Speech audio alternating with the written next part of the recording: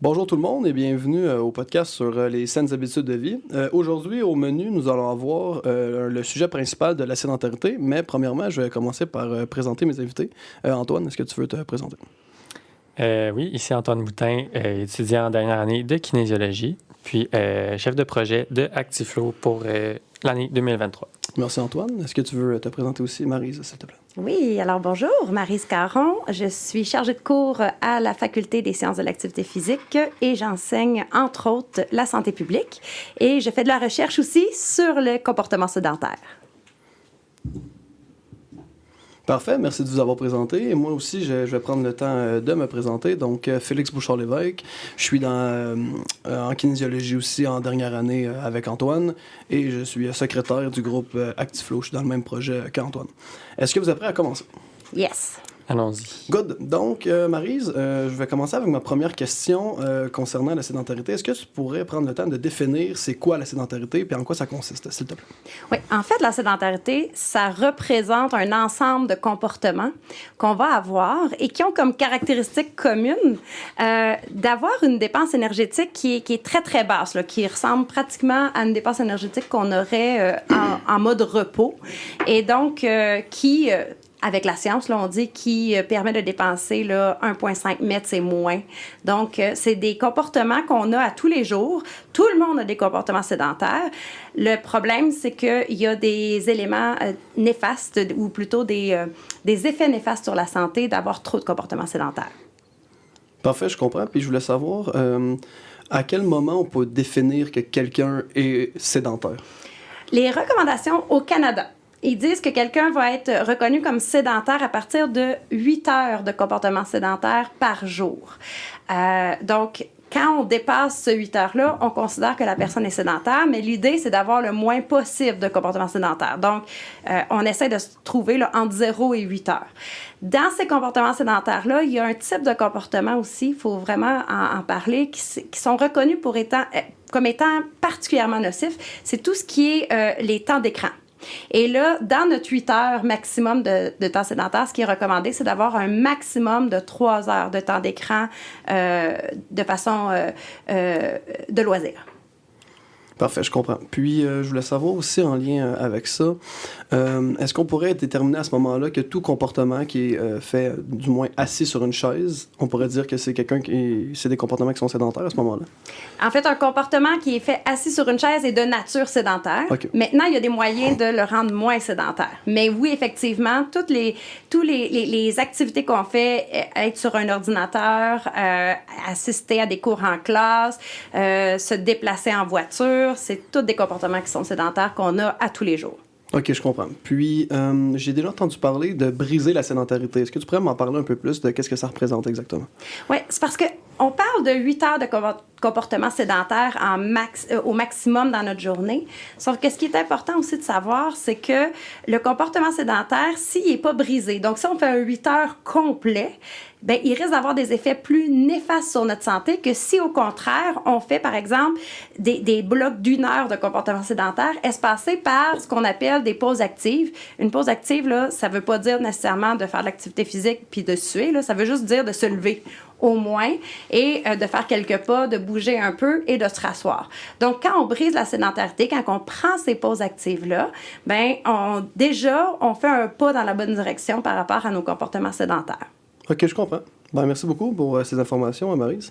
Je voulais retourner un peu plus sur ce qu'étaient des temps d'écran. Pourquoi les temps d'écran seraient davantage nocifs, considérant qu'après 3 heures, on atteint les recommandations maximales par rapport à 8 heures pour la sédentarité, par exemple?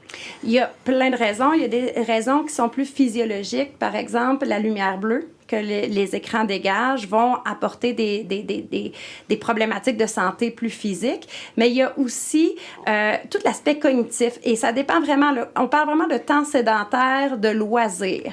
Parce que souvent, quand on fait des temps sédentaires de loisirs devant un écran, bien, cognitivement, on n'est pas du tout stimulé et à force de le faire, bien, on se rend compte qu'il y a un déclin cognitif là, quand on devient plus âgé. Là. Donc, il faut dès maintenant essayer de limiter le plus possible pour limiter les potentiels déclins cognitifs qu'on pourrait avoir dans 40 ans, par exemple. OK, je comprends. Oui, et donc, c'est vraiment une question de plus cognitive là, par rapport au temps d'écran de loisirs. OK. Oui, Antoine? Moi, j'ai 2 questions par rapport à ça. Vas-y. Ça serait quoi, de un, les conséquences comme physiques que tu as mentionnées? Puis, ma deuxième question, c'est en ce qui concerne les jeux vidéo. J'avais entendu que certains types de jeux vidéo pouvaient aider à aiguiser un petit peu les réflexes, mais pas dans des trop grandes quantités. Fait que c'est pas 4 heures de jeux vidéo, mais qu'un 15 à 20 minutes, je pense, ça suffisait pour activer un peu l'aspect cognitif. Est-ce que tu as entendu quelque chose par rapport à ça? Oh, j'ai entendu plein de choses par rapport à ça. J'ai travaillé entre autres sur le e-sport, donc qui est le jeu vidéo de compétition. Je vais commencer par ta première question. Okay? Ta première question est de savoir, as-tu des exemples d'effets que les écrans peuvent avoir physiologiques? Bien, en fait, c'est reconnu, entre autres, si on fait du temps d'écran avant le sommeil, on risque d'avoir un retard de l'endormissement. Donc, on risque de tomber endormi plus tard et on risque d'avoir un sommeil qui est plus court et qui est de moins bonne qualité. Fait qu'après ça, ben, tous les effets qu'un manque de sommeil peut avoir sur notre corps, ben, vont se répercuter. Alors, le lien, il est direct au niveau de l'endormissement, au niveau de certaines hormones dans le corps, mais il est aussi en lien avec d'autres problématiques qui sont associées aux troubles de sommeil. Si on va aux jeux vidéo, les jeux vidéo, en général, on a découvert, et c'est encore neuf là, comme étude, ça fait peut-être 20 ans qu'on étudie les jeux vidéo, mais ce qu'on découvre de plus en plus, c'est qu'il y a des problématiques associées à la santé physique. Par exemple, on va trouver des troubles musculo-squelettiques, on va développer des problèmes oculaires. On a découvert aussi que ça pouvait avoir des effets négatifs sur la santé mentale. Donc, souvent, il y a une augmentation du stress qui peut être engrangée par la pratique du jeu vidéo, surtout le jeu vidéo de compétition. Il y a des enjeux de détresse psychologique, moins de bien-être. Mais on a aussi découvert que ça peut avoir des effets positifs sur certains aspects cognitifs. Donc, quand tu disais des réflexes, oui, mais c'est surtout des aspects cognitifs qui nous permettent de développer ça. Par exemple, on a découvert que le champ visuel de la personne qui joue à des jeux vidéo, ben, il va avoir des éléments qui vont se développer, qui vont favoriser certaines actions dans le jeu vidéo. On a découvert aussi que les gens qui jouent beaucoup à des jeux vidéo, ben, ils développent des aptitudes au multitasking, là. Donc le multitâche. Mm-hmm. Alors, il y a des éléments comme ça cognitifs qui sont bons. Maintenant, les effets négatifs de faire trop de jeux vidéo viennent empiéter sur les effets positifs que ça peut avoir. C'est pour ça que moi, je dis toujours par rapport aux jeux vidéo, c'est pas de les enlever. Premièrement, on ne pourra pas les enlever, OK? Mais c'est de voir comment on peut encadrer les joueurs de jeux vidéo pour que de plus en plus, ils soient capables de pratiquer et d'en tirer les bénéfices sans avoir les effets négatifs. Fait que ça, c'est toute une réflexion qu'on va devoir avoir en tant que société, d'autant plus que les jeux vidéo sont de plus en plus chez nos jeunes, sont dans nos écoles. Fait qu'il va falloir qu'on se pose la question, là, éventuellement. Puis, j'imagine aussi que plus tu es jeune et que tu commences à avoir une pratique excessive de jeux vidéo, j'imagine que ça peut avoir des impacts encore plus importants. Effectivement, en fait, ça peut malheureusement développer des dépendances. Ça peut développer des problématiques de santé mentale comme la peur de manquer quelque chose. C'est rendu vraiment un diagnostic qu'on peut avoir, que certains jeunes reçoivent.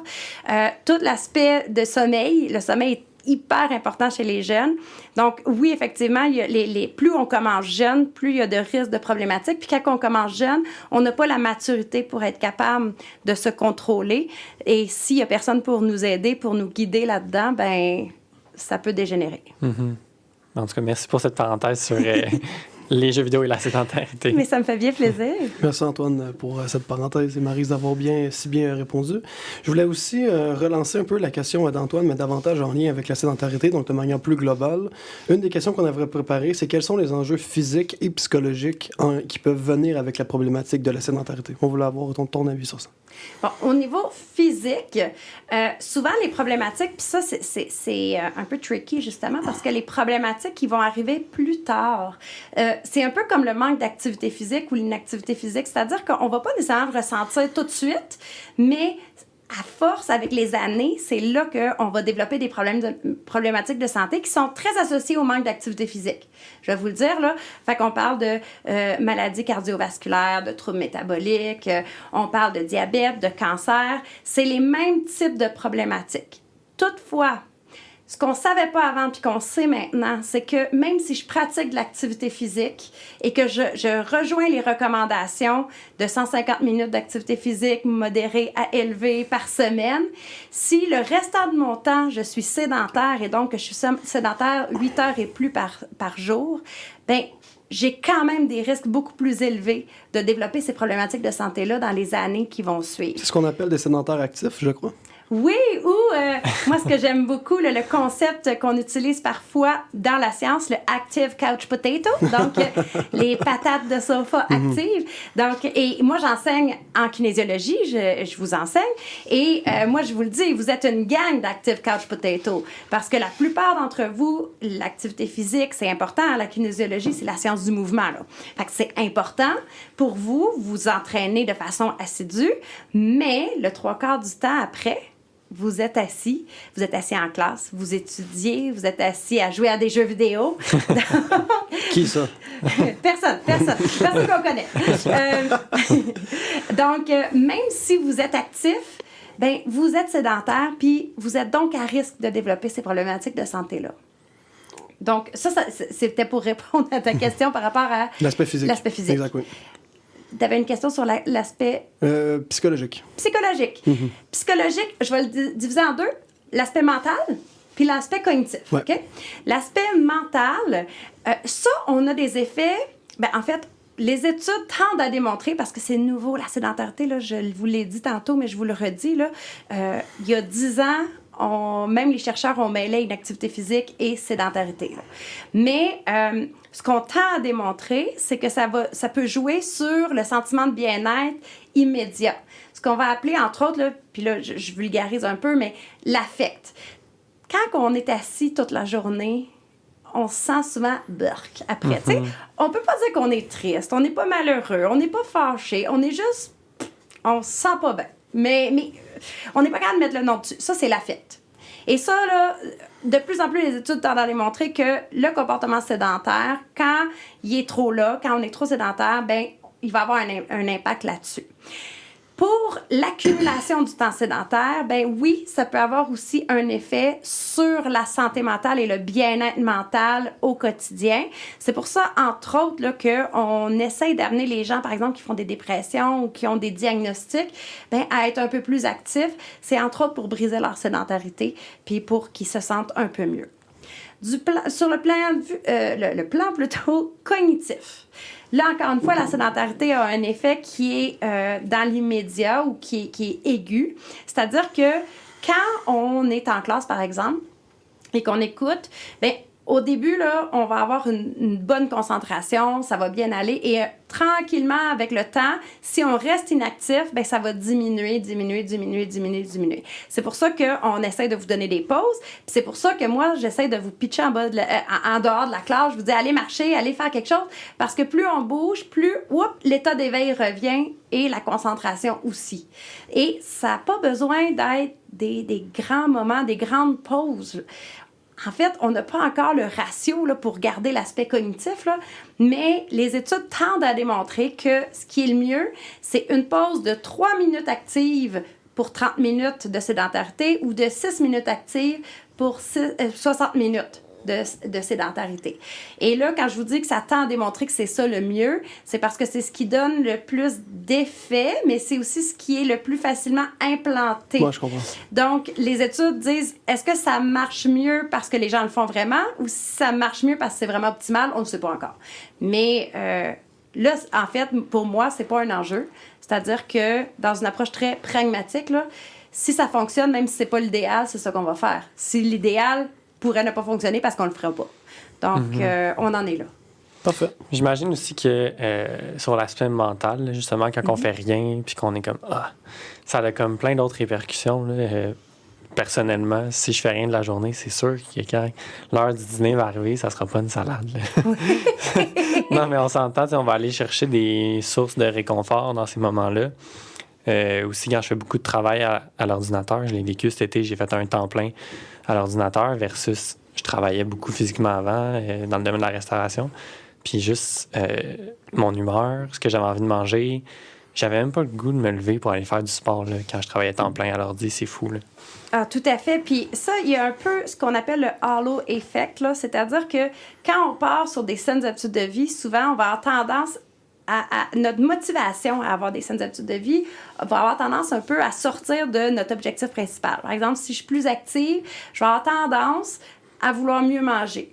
Mais l'inverse est aussi vrai, là. C'est-à-dire que si je me mets à être très sédentaire, très inactive, ben probablement que je vais avoir tendance à vouloir justement me réconforter parce que mon humeur est moins bonne. Et là, il y a plusieurs éléments dans mes habitudes de vie qui peuvent changer.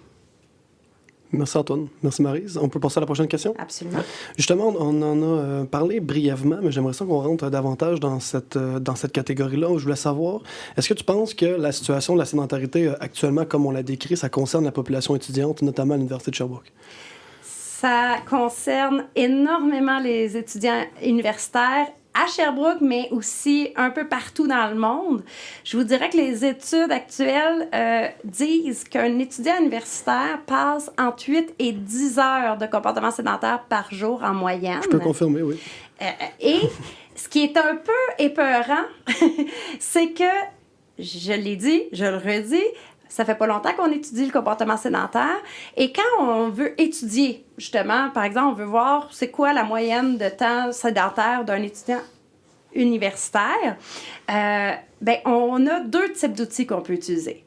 On peut utiliser les outils de mesure auto-rapportée, donc les questionnaires. On va poser des questions, puis les gens vont répondre, par exemple, combien de temps tu passes assis par jour, et là, les gens répondent. Et même si les gens veulent répondre du mieux qu'ils peuvent, on s'est rendu compte que ces outils-là, ils sous-estimaient de beaucoup le nombre d'heures qui était estimé par les gens. Pas parce qu'ils veulent mal faire, mais parce que l'humain moyen a de la misère à s'imaginer c'est quoi son temps sédentaire. Fait que de plus en plus, on essaie de développer des outils plus précis où est-ce qu'on va vraiment chercher des types d'activités sédentaires, mais on n'en est pas là. Fait que quand on dit entre 8 et 10 heures, probablement que c'est plus que ça même. C'est juste que ça a été sous-estimé. Puis le deuxième type d'outil qu'on peut utiliser, c'est les accéléromètres. Ça, c'est des petits appareils électroniques qui permettent de mesurer au quotidien, on le porte à la hanche ou on le porte au poignet, qui permettent de mesurer le mode de vie actif de la personne. Sauf que les chercheurs, on n'a pas trouvé encore et on ne s'entend pas encore sur comment calibrer l'outil pour mesurer la sédentarité. Fait qu'encore là, même si on utilise des devis électroniques, des accéléromètres, ben on a des données probablement qui sont sous-estimées dans certaines études et peut-être surestimées dans d'autres. Fait que, bref, pourquoi je vous parle de ça? Là, je suis partie très loin pour revenir. Oui, vous êtes sédentaires, les étudiants universitaires. Entre 8 et 10 selon les études, probablement plus que 8 et 10 dans la vraie vie. Moi, je pense que c'est plus que ça. Moi, je pense que c'est plus que ça, ouais. Au moins 10, en tout cas. Puis, prendre en considération que l'échantillonnage qu'on a actuellement, ben, c'est notre entourage, puis que nous, on est principalement dans un entourage, je crois, en kinésiologie, que les gens essaient d'adopter le plus possible comme ils peuvent de saines habitudes de vie. Même ça vient fausser un peu notre perception, j'ai l'impression, dans le sens où, ben, on s'entraîne pas mal un peu tous. Puis, on est pas mal tous au courant comme de c'est quoi la sédentarité et ses impacts. Donc, ce serait fort probablement même pire dans d'autres types de situations. Puis par rapport à ce que tu disais tantôt, pour le travail en approche populationnelle, justement, on a fait des sondages dans la faculté de génie. Puis les résultats étaient nettement mis à la baisse. En fait, la majorité des gens étaient presque pas sédentaires. Prendre en considération que si tu regardes juste leur horaire, ça égale pas mal à des gens qui sont sédentaires. Ah oui, absolument. Puis tu sais, ça me surprend pas. Comme je te dis, souvent, c'est sous-estimé. Puis c'est pas que les gens veulent sous-estimer ou veulent bien paraître. C'est vraiment un enjeu cognitif que l'humain a pour le moment. Puis, tu sais, les étudiants universitaires, là, on le dit, là, vous êtes sédentaires, mais c'est pas à la limite nécessairement de votre faute. Oui, il y a des décisions que vous pouvez prendre par rapport à ça, mais il y a tout le contexte universitaire qui est fait pour vous rendre sédentaire.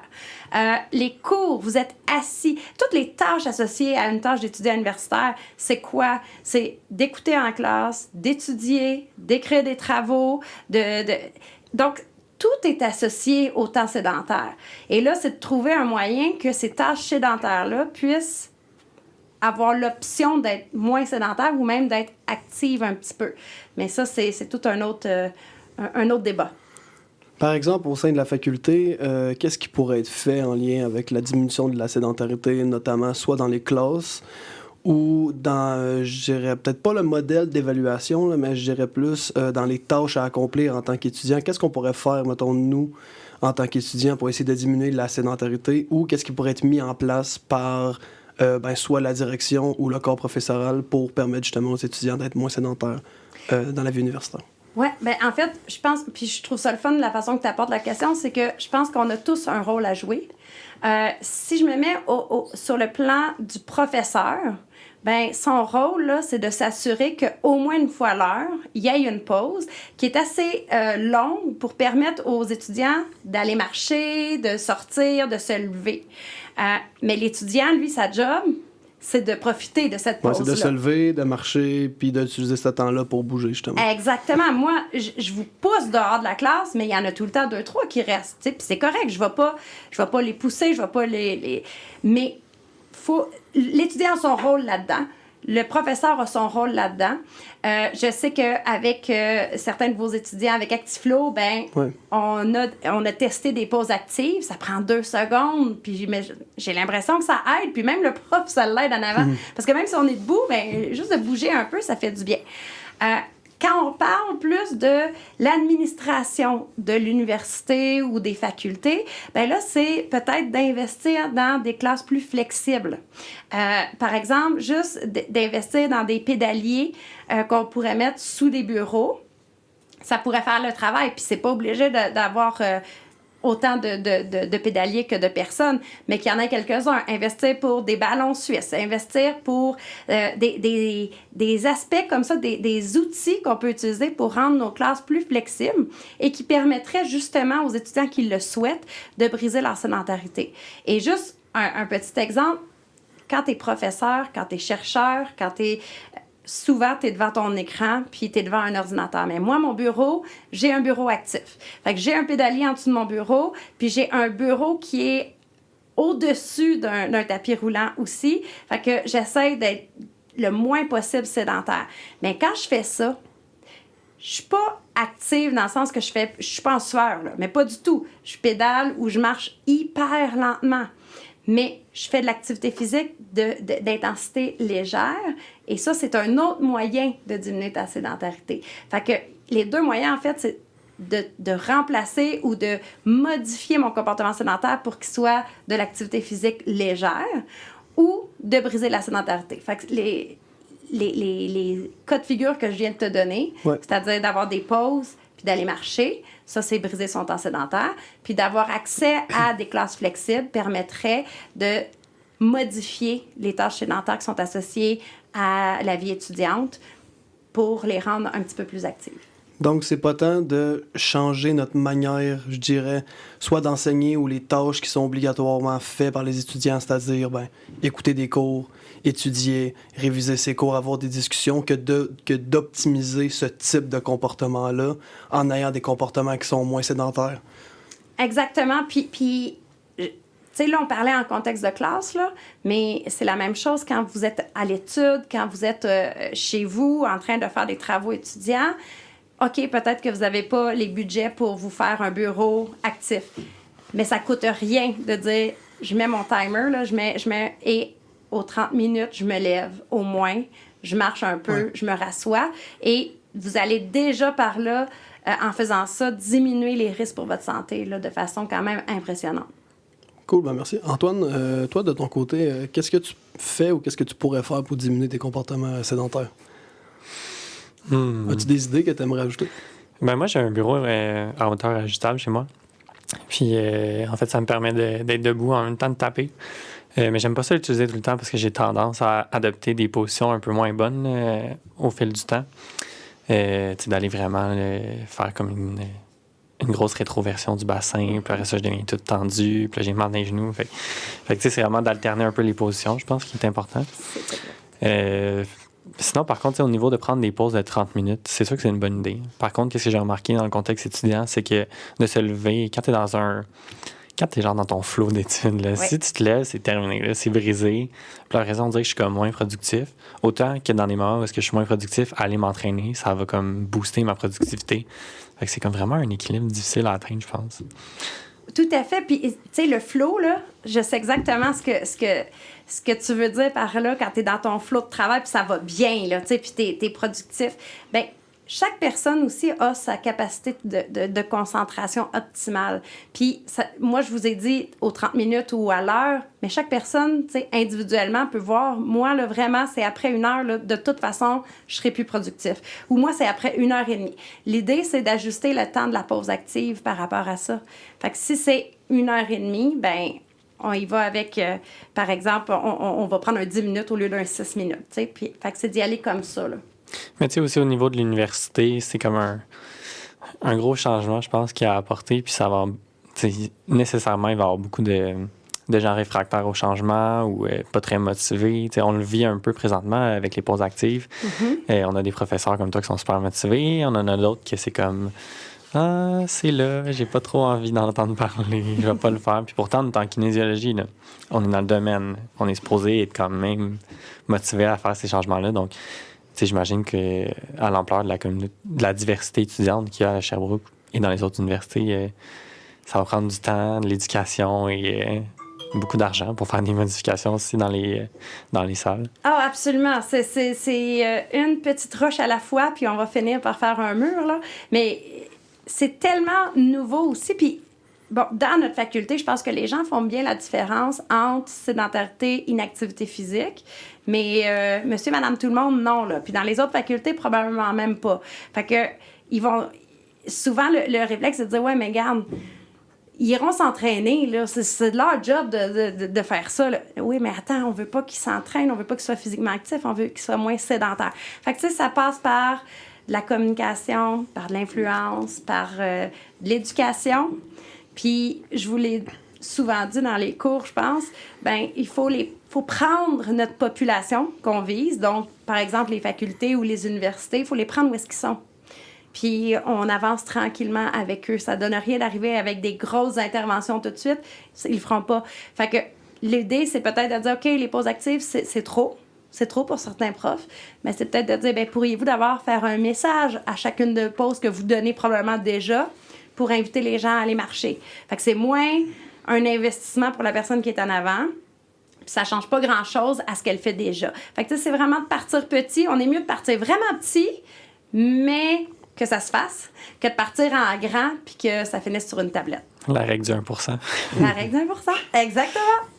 1% meilleur à chaque jour, 1% moins sédentaire, c'est pas mal ça qui est l'objectif.